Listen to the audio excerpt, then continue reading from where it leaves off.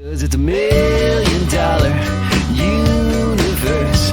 It's $1 million universe. And the stars collide, the electrons flirt, but it's $1 million universe. Hey everyone, welcome back to my channel and Happy New Year. I wanted to make this video today actually in response to a question that I received on social media through instant message, and I thought it was such a good question, and I wanted to make a video because the response is in a lot of ways very intricate and complex, and I figured it'd be a lot easier to describe than try to write a book of the answer that I would want to use for this particular question. So this person wrote me and said that they noticed that I talk a lot about how spirits are always with us. And they were really wanting to know exactly what that meant, meaning for them, where is here or where in general are they? And this is an excellent topic to discuss because despite your beliefs about what happens to people after they pass away, meaning, some people believe in heaven, some people believe in hell, some people, none of that really matters when it comes to the answer to this question, which is basically boils down to what form are we in when we become non-physical? So I took some time to really think about how I wanted to answer this question in a way that wasn't too esoteric or like felt too sci-fi or something like that. And I actually came to the realization that the best way to describe this would be through water.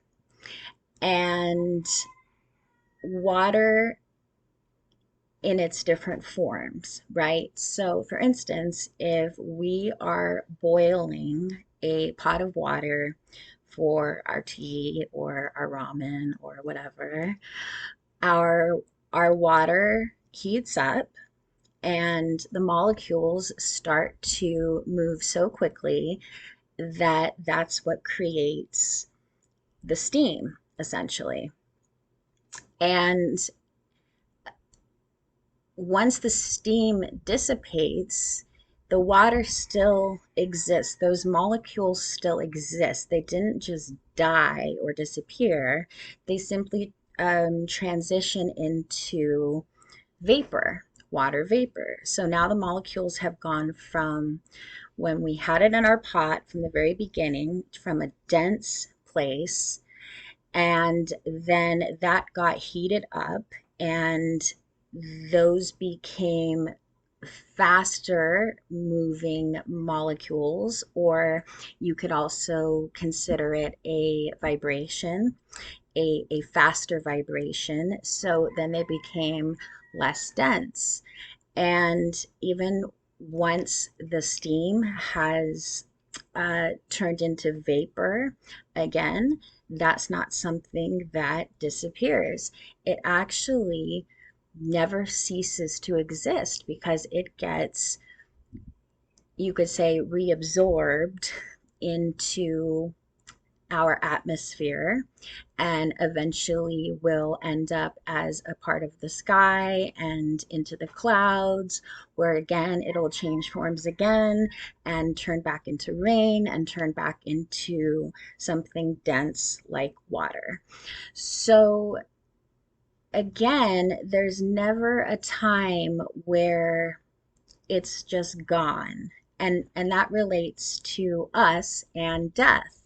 We never ever are going to cease to exist. We simply are always going to be moving from one form to another.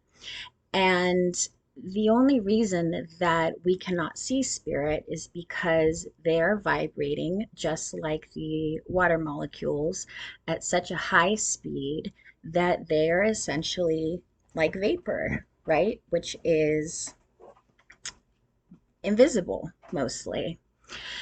So the other thing to consider here is that in the spirit realm, because there is such a lack of density, there's really no time or space. So when we become physical, we come into an environment that is very physically dense, including our own bodies. As soon as we are born and we are born into a body, our vibration immediately is slowed down. And that's a good thing because that is what creates time and space is the slowing of vibration. And we wanted that because in the spirit world, essentially any thought or intention or wish or really anything that we have an intention behind manifests itself instantaneously.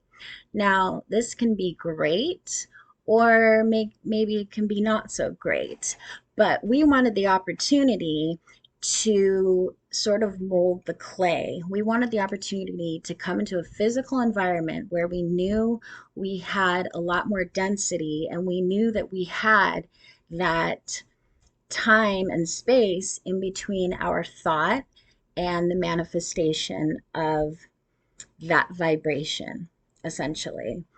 And we wanted the ability to tweak it or to change it, or we have a life experience that makes us have a different intention or a different wish. So we really enjoy the density of this physical world.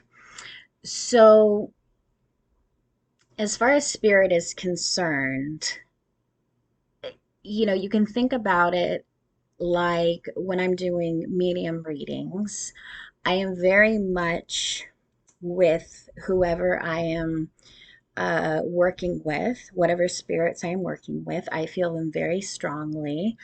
I can feel their energy. I know they are here.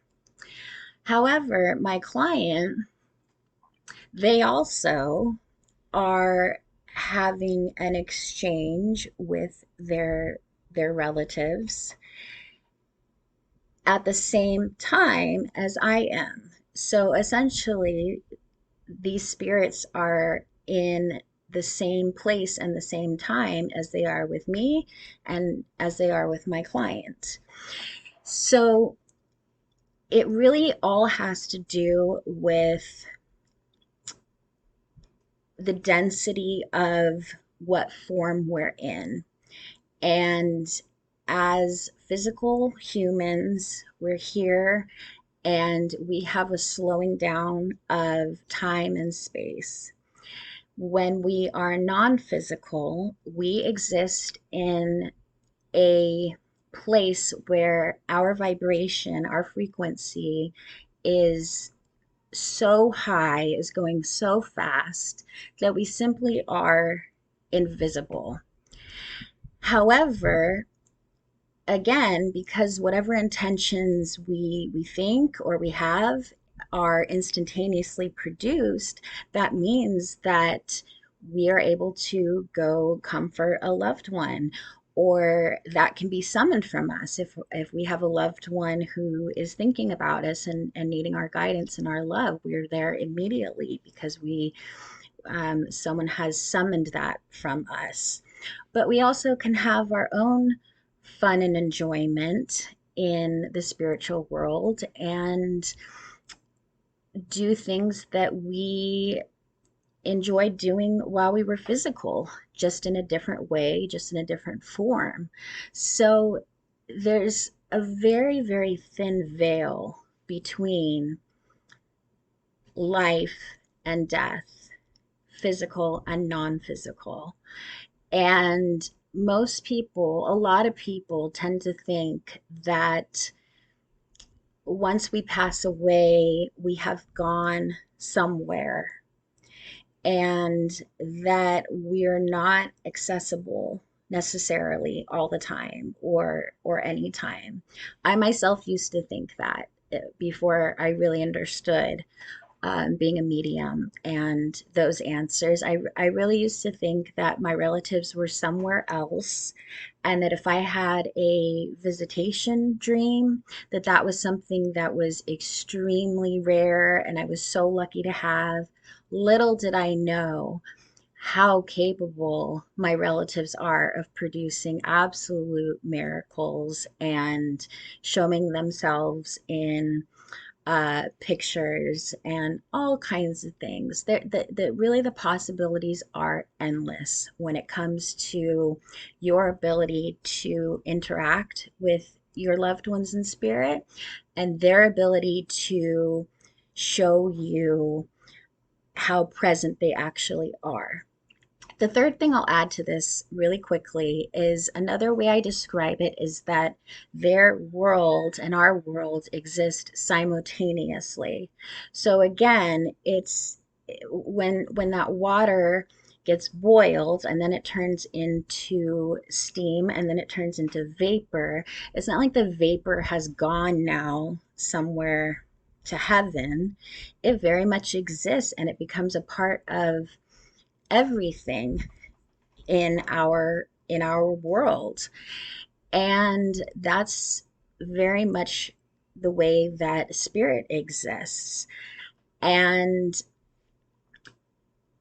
so the best way to think about all of this, and actually Nikola Tesla said it best, is if you really want to understand the secrets of the universe, think about it in terms of energy, frequency, and vibration.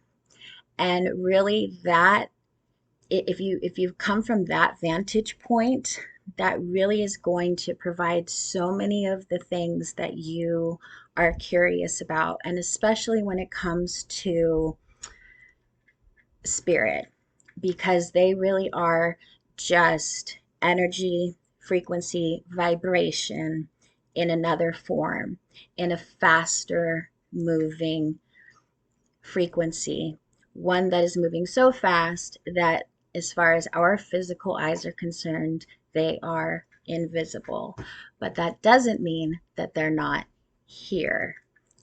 So I hope that helps. If you guys have any other questions or there's things that you are really curious about, please don't hesitate to drop them in the comments and I will do my very best to answer them when I can. Thanks a lot for tuning back in. Don't forget to subscribe so you don't miss out on any new content. All right, see you guys soon. Aloha. And I can't help wondering if it's a holy sign, 'cause it's $1 million